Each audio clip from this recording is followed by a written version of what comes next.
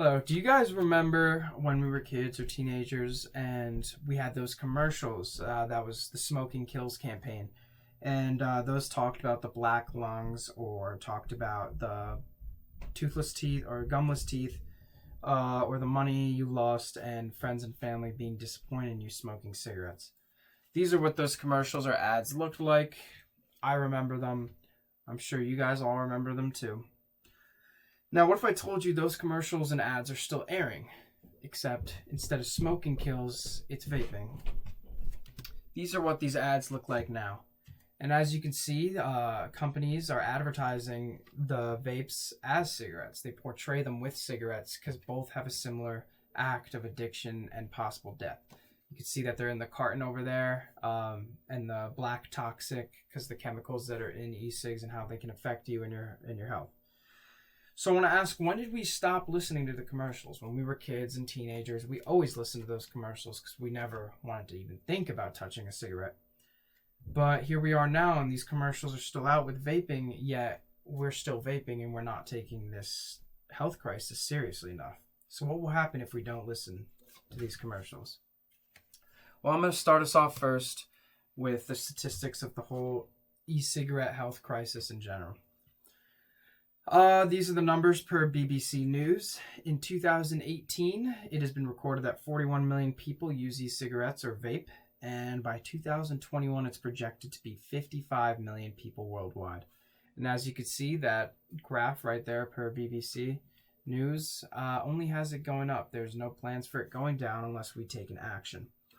Now, to piggyback off this problem is an even worse problem of the amount of kids or young teenagers or our age who are going at this crisis as well and becoming addicted to e-cigarettes, nicotine, and vaping.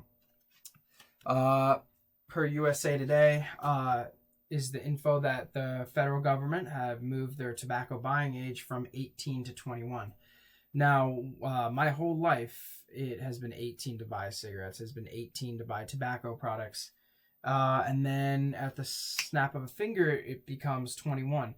And here on the left, per USA Today, are these images, is how states that took the proactive choice to make it 21 on their own until it became a federal law not too far after.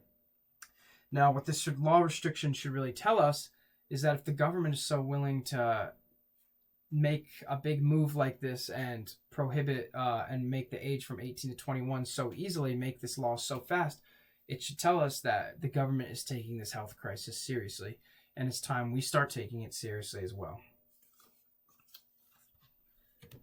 Another thing, just like cigarettes, is cost. Cost plays a huge role in this. A lot of money goes into the addiction that you might have to e-cigarette or vaping.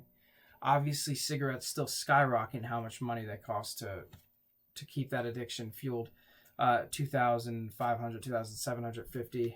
But as you can see for e-cigarettes, the type of the devices, the liquids, jewels, disposables, mods, whatever, it's still an expensive habit to keep going year round.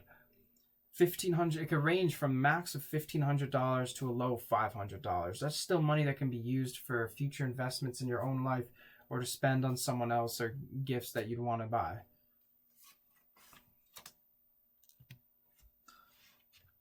Now I want to talk about how it spreads, because how it spreads is an also important thing to stop, to get ahead of and stop this crisis. How it spreads is not like the pandemic we're experiencing right now, but how it spreads is from people telling people if they like it, that it supplies a nice buzz and the addiction is nice. And it's not. It's really hard to stop. And also peer pressure. Peer pressure is something that is seriously a problem and people should take into account. Because you're going to have kids telling kids. We have middle schoolers telling middle schoolers, high school telling high schoolers that juuling is cool and it feels good and that you should be on the wave of it. Addiction does not discriminate. It will force itself on anyone. Anyone of any age, ethnicity, or whatever they believe in can get addicted, and they will get addicted if they continue to vape or use e-cigarettes. Now, one really dreadful part of this presentation, but also one of the most important, is the health problems that really do come along with vaping. Now, it's been proven by the Center for Disease Control that vaping vaping proves to have health problems with your lungs and possible even eventually death. Now, right now they call it EVALI, which is e-cigarette and vaping associated lung injury. And right here is a little map per the CDC that shows you how many cases are just in the United States, not worldwide. And you can see that it's in the hundreds, and it's probably going to keep raising unless we, again, take a stand and try and stop this or nip it at the bud. And these are just the cases and stuff that are recorded. Here are really the deaths. Now, 52 deaths might not seem like a lot right now, but obviously that number will continue to go up, and those states will continue to become red on this map. The crisis is not being stopped, which some precautions are being taken by the federal government, but people really need to learn for themselves that this is something serious, and they need to help themselves out right now, because deaths do come out of this.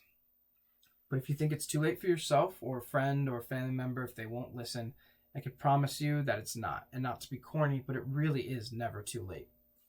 There are ways to help, and here are some ways. It's really not too late. So some things you could do to break an addiction for yourself, for a friend, for a loved one, is first you should talk to them. You should really get to talk to them. You should help them through this. Or to yourself, really have that inside moment with yourself and say, I need to break this. I want to live for a long time. Keep your mouth busy. Make sure you're not hitting the e-cigarette or the vape all the time.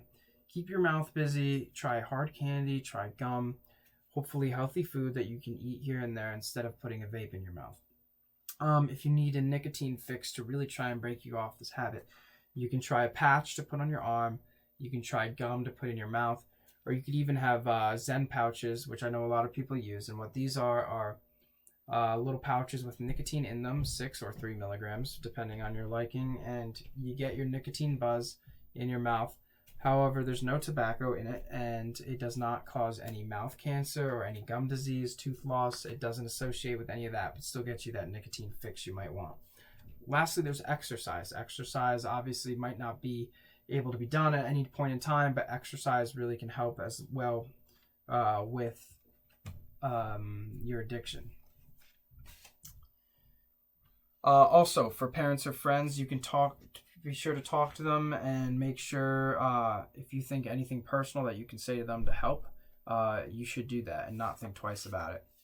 Now, to really get this in your guys' heads and really have you absorb this information, I'm going to have you think of 2 different worlds. This is the first world you can live in. This is the bad world. This is the world that if you continue to keep vaping or keep using e-cigarettes, or the world that you decide not to quit or not to help that friend or loved one quit. Now, that world includes spending plenty of money on e-cigs and vaping devices. That world includes not being able to do the activities or sports you want to play. That world includes having to leave a dinner or a job shift to take breaks because you can't go 30 minutes standing in one spot without having your nicotine fix.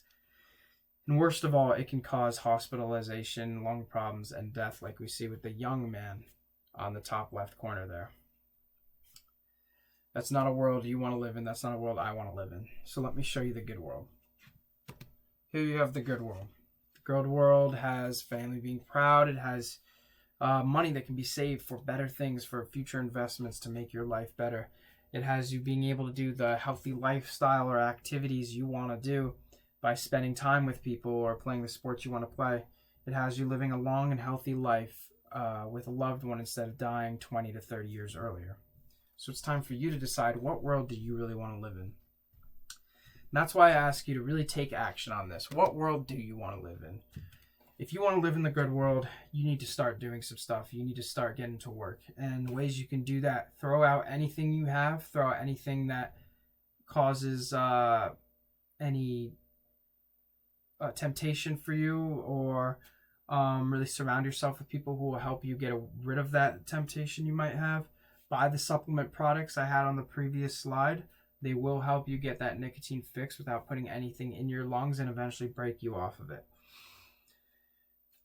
It might not seem like a big deal right now because this is a new issue and problem, but I promise you that it really is a big deal, and it will turn out like smoking. We don't want to lose all our loved ones, so it's time to please make a change. You guys have been a terrific audience, and thank you. If you have any questions, I'll be here.